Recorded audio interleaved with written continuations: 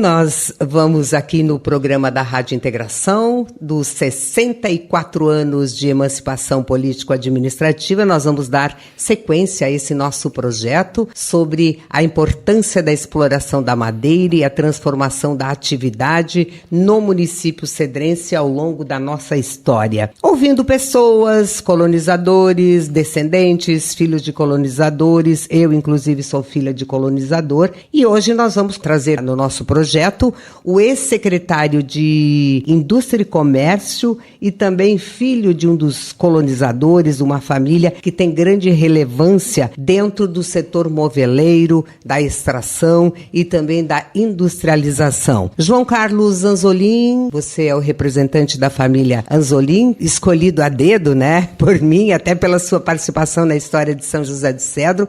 Você é do Rio Grande do Sul, nos contava que veio muito pequenininho a São José do Cedro, com 1 aninho de idade, né? Nós gostaríamos que você relatasse um pouco. A família é grande, da onde que vocês vieram, seus avós, seus pais, enfim, chegaram em Cedro em que época? Bom dia, bem-vindo à Rádio Integração e muito obrigada até por essa participação. Bom dia, Odete, bom dia aos ouvintes da Rádio Integração. Eu que agradeço a oportunidade, me sinto feliz e honrado de estar aqui, poder participar dessa entrevista, né? Participar um pouco do meu conhecimento sobre o desenvolvimento da indústria de São José do Cedro e dizer que o meu bisavô veio de uma comunidade chamada Sarcedo, no norte da Itália, o meu bisavô Domênico, e se estabeleceu em Veranópolis, no Rio Grande do Sul, aonde o meu bisavô constituiu a sua família, aonde nasceu o meu nono, Túlio, que depois veio morar em São José do Cedro também, conhecido pelas pipas que fabricava, e veio o meu pai e os seus irmãos e irmãs de Veranópolis vieram morar em Rondinha, Rio Grande do Sul, da onde eu sou natural, de Rondinha. Vim com 1 ano de idade, a gente veio morar aqui na linha Sarandi, conhecido como Maria Preta. O meu pai trabalhou ali com alguns irmãos dele na atividade na agricultura, na roça, ficando ali apenas 1 ano e vindo para São José do Cedro, aonde tudo iniciou as atividades no ramo da industrialização. Ele adquiriu uma ferraria do seu José Haas. Ele foi, inclusive, esse José foi vereador aqui em São José do Cedro. Inclusive, ele foi sócio fundador da Rádio Integração. Olha só. José Ilmo Haas, hoje, infelizmente, já falecido, né? Então, o meu pai adquiriu essa ferraria, ele fazia carroças, arado, grades, e a minha mãe pintava. Aonde é a casa do Jaime Anzolin, tinha essa ferraria do José Haas. Com o tempo foi expandindo os negócios, né? Veio também o tio Fiorello, falecido, pai do Jaime, do Juca, do Lói, do pessoal, e investiram no ramo de carrocerias e depois casas pré-fabricadas. Tinham mais de 40 funcionários, depois ampliaram as atividades produtoras ali ao lado, aonde houve aquele fatídico incêndio que queimou tudo. Ali já faziam móveis também, faziam pipa, ferramentaria e tudo mais. Então a família já é tradicional nesse ramo. Inclusive criaram tinham também a serraria, que atuava no desdobramento primário da madeira, aonde depois ficou a serraria de propriedade dos Baratos, que também são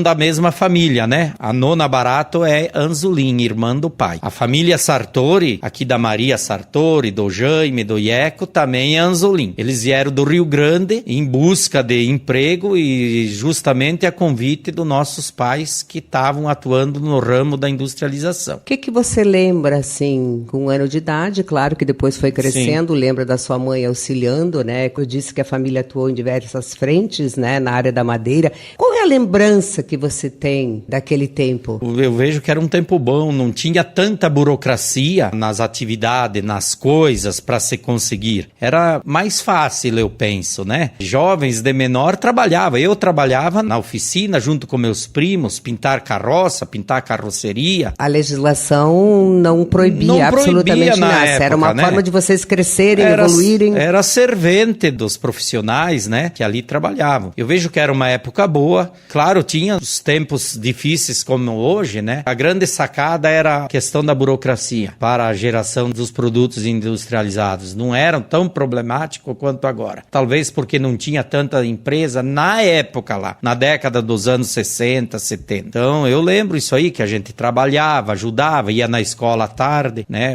Alguns na parte da manhã. Era bom, eu sinto saudade dessa época. E a empresa, assim, gerou bastante emprego aqui para a comunidade? Gerou muitos empregos, mesmo na época que teve o incêndio, né? Aquela catástrofe lá, que deixou a zero, né? A empresa, tinham mais de 60 funcionários naquela época, né? Era uma empresa de expressão, Sim. Gerava emprego, renda, e importante que vendiam produtos, casas pré-fabricadas e carroças para o Paraná, Santa Catarina e Rio Grande do Sul eram vendidos produtos fabricados aqui em São José do Cedro. Você lembraria, assim, de que tipo de equipamento, por exemplo, para fazer uma carroça, quanto tempo levava? No início não era tão industrializado, não tinha as máquinas principais, tinha uma ferraria, a bigorna ferraria, que aquecia o ferro, e o tio Ferronato, né, que também é da família Anzolin, por parte da esposa. Então ele era um ferreiro, o Breda, eu lembro que também era ferreiro, o Lírio Greff, o pai, até o próprio tio Fiorello, falecido, que também trabalhava na ferraria. Então tinha a ferramentaria, era feito, e tinha as principais máquinas que eram circular, desengrossura e a desempenadeira, e uma furadeira corrente. Eram as principais máquinas que eram usadas para a fabricação das carrocerias, carroças e arados. E você sabe mais ou menos para onde que vendiam, como é que faziam para comercializar? Olha, ainda hoje a gente encontra em alguns agricultores o Frel, parece-me que o seu Frel, aqui de Cedro, ele comprou uma das primeiras carroças dali, ele ainda tem a carroça. Nós vendíamos muito para o Rio Grande do Sul, Panambi, né, Santa Rosa, tinha alguns locais que a gente vendia, mas era o Rio Grande do Sul e aqui na região de Santa Catarina, do extremo oeste. Quem é do nosso tempo sabe perfeitamente que a indústria Anzolin se concentrava ali, essa rua inclusive na rua Fiorello Anzolin, era né? a antiga rua José Bonifácio, isso. A atual rua Fiorello Anzolin. E depois daquele incêndio, João, a empresa não se recuperou, continuou, se expandiu, agora são os descendentes? São os descendentes, daí a empresa, em decorrência daquele sinistro, ela se estabeleceu no Parque Industrial 2. Isso foi em 2002, se eu não me falha a memória. E então lá os descendentes da família do tio Fiorello seguiram com a fabricação de móveis torneados e retos, né, de design reto, que ainda hoje está atuando no mercado. Depois a família Barato, que é da família também, né, que vieram em decorrência da vinda do meu pai e do tio Fiorello, eles também constituíram uma empresa que até hoje tem a Disamóveis e a Incobel, que é do Mano, né, do Marciano e do Marcielo, que geram centenas de empregos, né, e a geração de renda para o município e região. E eu também, seguindo esse exemplo, tive o prazer, fica este meu legado, e constituí em parceria 2 empresas. Eu constituí na época ela em Princesa, hoje ela leva o nome de Solos, que é da família Frank, mas na época eu comecei junto com a família Frank, a empresa era Móveis Prince. Eu fiquei 1 ano e pouco, a gente tinha iniciado a fabricação de mesas e cadeiras, design reto, e eu acabei vendendo para a família Frank, e graças à competência dessa família e à gestão, e a qual eu parabenizo, tem essa empresa de nome mundial, vamos dizer, né, que produz produtos móveis de alta tecnologia, de alta performance. Semente plantada lá. A semente plantada lá atrás. E também ajudei a constituir, junto com o Antônio Berté, nós constituímos a Amber Móveis, que hoje é da família Rubim, né? Que também, hoje, ela está estabelecida no Parque 2 e faz móveis de alta tecnologia, móveis personalizados também. A exemplo da Solos. Então, deixo esse legado também para a comunidade, dignidade para meus filhos, para a nossa família. Tem uma outra questão que eu quero entrar com você, é com relação ao apoio do poder público. Nós sabemos que lá na década de 90, o primeiro secretário da Indústria e Comércio foi o Dirceu Coral, falecido prefeito da época, né?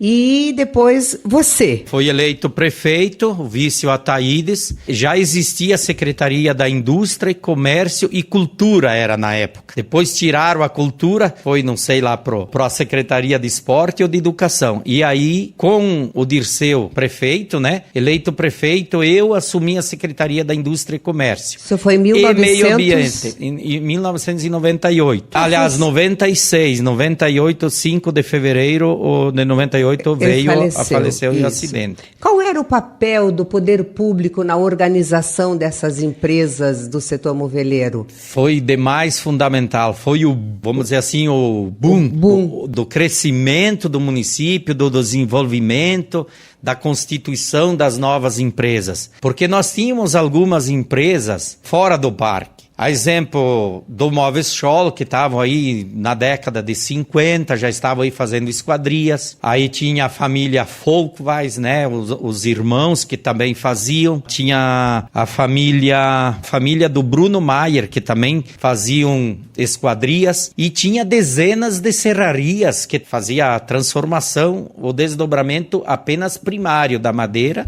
Nós tínhamos algumas secundário que seria beneficiamento, que é a família Cadó, a família Casper, né, que teve esse beneficiamento. O próprio ex-prefeito Seno Weber também, né, da família dele, tinha empresas aqui. Então eram empresas, depois veio a Isma, a Isol, a Beli, mas o grande avanço no ramo industrial, nesse segmento industrial, no Parque Fabril de transformação de São José do Cedro, foi a criação do Parque 1, Dirceu Corá, do Parque 2, Dr. Neme, do Parque 3, Agenor Branquer, e agora dando sequência ao Parque 4, que está em fase de implantação. Então, a partir desses parques, é que o nosso cidadão cedrense, as famílias, ele tem um espírito empreendedor. Veja quantos que eram funcionários e hoje são patrões, são empresários. Dá para citar vários. E os 3 parques lotados com indústrias. Então ele teve o início na gestão do Renato Broeto, a quem eu admiro muito. O Zé Zanchetti, o Plínio de Castro foram prefeitos que eu tenho essa admiração, que tem essa visão empreendedora aqui e que cresceu. Veja quantos, são mais de 30 empresas que geram emprego e renda para o município. E não esquecendo que São José do Cedro, ele é um polo moveleiro. Ele é conhecido depois de São Bento, São Lourenço, São José do Cedro, é conhecido no Brasil todo como um polo moveleiro. Porque nós vendemos para todos os estados do Brasil. Nós temos produtos na Bahia, em Minas, São Paulo, Rio Grande do Sul, Paraná, aqui em Santa Catarina, tantos estados, Rio de Janeiro, em vários estados são vendidos produtos aqui de São José do Cedro. Hoje, claro que há uma diversidade muito grande em termos de industrializados produtos, né? Lá na época, quando você era o secretário ainda, o que mais? Cadeira, mesa, bancos? Os segmentos que a gente tinha, o principal, logicamente, é o derivado da madeira. Então era o quê? Cama, mesa e cadeira. Eram os principais. Depois nós tínhamos o artefato de cimento, com menor intensidade, metal mecânico. Não podemos esquecer do gênero alimentício. Nós tínhamos uma das maiores empresas de fabricação de queijo, antiga cedrense. Nós fomos a maior bacia de produção per capita de leite do Brasil. E assim depois nós tivemos as fábricas trilhadeiras, de máquinas, de equipamentos agrícolas, que também ficamos conhecidos no Brasil inteiro. Essas eram as principais. O ramo têxtil, não com tanta intensidade, mas veja, já teve mais empresas que trabalhavam no ramo têxtil. Até foi criado naquela época uma incubadora, onde o município construiu um barracão e cedia salas para aqueles empresários para poder dar o seu início como empresários, né? Então eles não pagavam aluguel e depois, a partir de um período, eles devolviam para o município para oportunizar outros empreendedores. João, uma outra questão também que cai bem para você, que está nessa área ambiental. Lá no passado, se derrubava a árvore, se derrubava o mato, se construía a casa, o salão, a igreja, a escola. As leis ambientais não existiam? Hoje a coisa está mais truncada em função dessa legislação ambiental? Como é que era no passado comparado com hoje? Bom, os órgãos existiam, né? Por exemplo, existiu mais, vamos dizer, o IBAMA, que era o antigo IBDF, né? Instituto Brasileiro de Florestas e tal. Hoje o IBAMA, né? Existia. A FATMA, que era a Fundação do Meio Ambiente, ela tem, acredito, que em torno de 40 anos. Transformaram de fundação para instituto, que é o IMA. Mas na época, a gente vê ainda hoje nas matrículas, escrituras e matrículas, as empresas de desdobramento primário, ou seja, as serrarias, tu vê muito quem tinha serraria, gravames de proteção de áreas de proteção de vegetação. Então, o madeireiro, quando ia fazer um corte, uma supressão de vegetação rasa, ou um corte seletivo, que a maioria era feito pelo falecido engenheiro agrônomo Eloy Zimmer, foi um dos primeiros que atuou nessa área ambiental como técnico. A gente vê várias matrículas que o agricultor, o colono ou o proprietário de serraria tinha que fazer esses gravames de preservação de florestas nativas ou realizar o plantio de araucárias. Mas quanto a projetos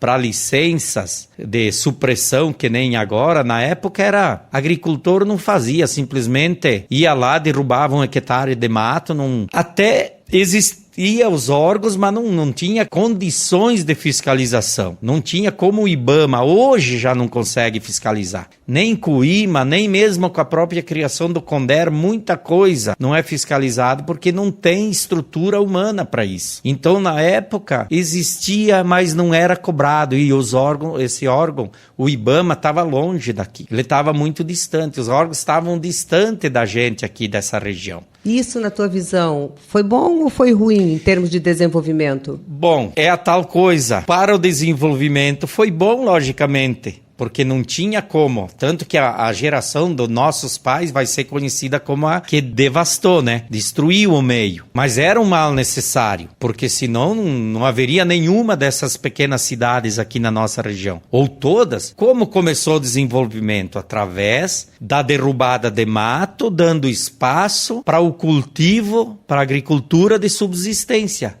Tudo era agricultura de subsistência, nada era produzido em grande escala. As famílias que aqui vinham, derrubavam o mato, porque saíam de um dos lugares onde praticamente muitos até talvez fome ou necessidade passavam, para buscar uma vida melhor para as suas famílias. Então vêm aqui, derrubavam o mato, plantavam o quê? As principais coisas de subsistência, era milho, feijão, arroz, né? Trigo, criavam alguns animais domésticos, né? Para horta, e assim, e o que sobrava vendiam para comprar algumas coisas básicas. Não existe desenvolvimento sem tu não agredir, sempre vai haver um impacto no meio. Porém, com o passar dos anos, muitas coisas foram desenvolvidas sem um estudo de impacto ambiental. A partir da década de 80, 90, aí muita coisa passou-se e não era fiscalizada. Muitas coisas foram destruídas, aterrados rios, aterrados nascentes.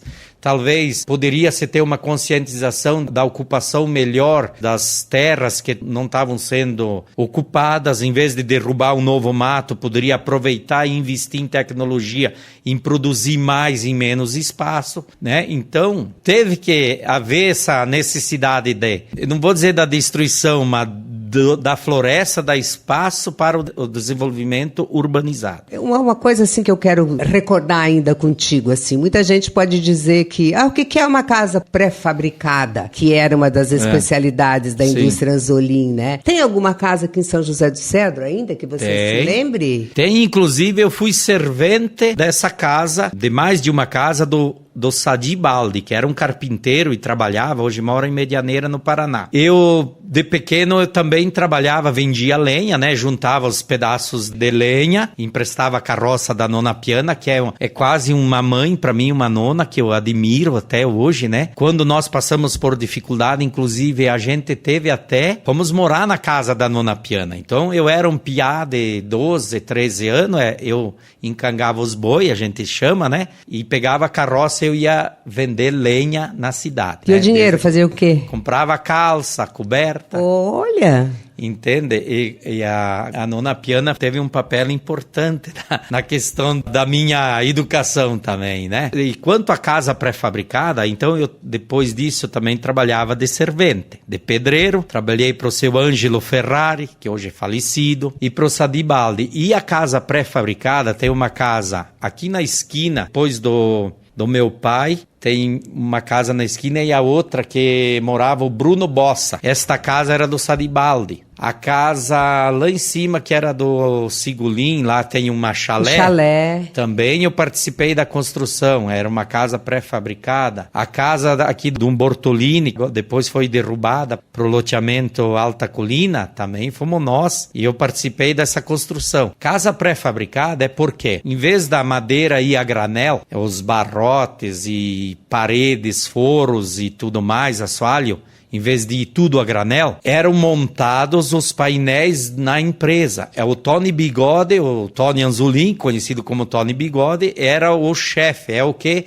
idealizou e construiu uma forma de madeira. E essa forma era feita os painéis de uma casa, e esses painéis eram montados ali e depois chegava e encaixava tudo como blocos. E construíam Panambi, foi vendido centenas de casas ali para Panambi, Ijuí, Cruzal. Então foi vendido muita casa nossa para Bagé. Era tudo mais rápido, no então, Rio Grande do Sul, Rondinha, era mais rápida, porque você levava os painéis, em uma semana montava toda a estrutura da casa, depois só cobria. Infância, juventude, adolescência, adulto, enfim.